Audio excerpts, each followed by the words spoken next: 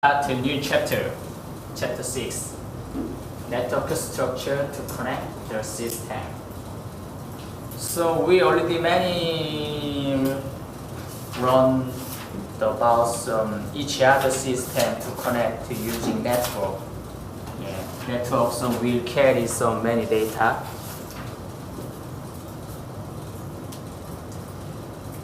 So, okay.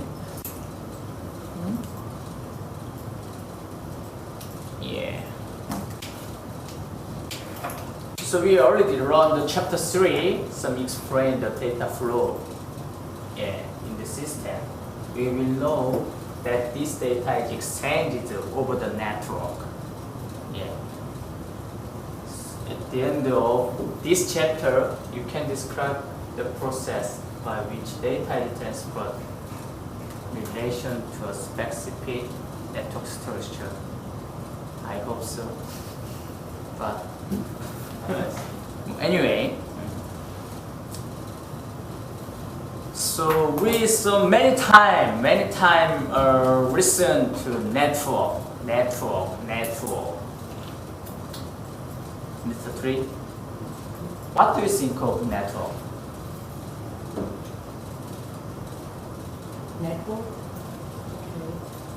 Okay. In my opinion, network is the place we can connect each other. Yeah. And we can share the information about media or about their life, our life. That's all. Yeah, that's all. Okay.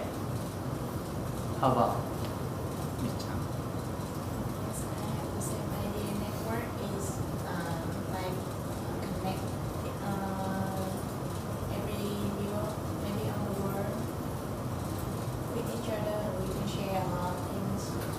Yeah, like we already know that what concept have this network.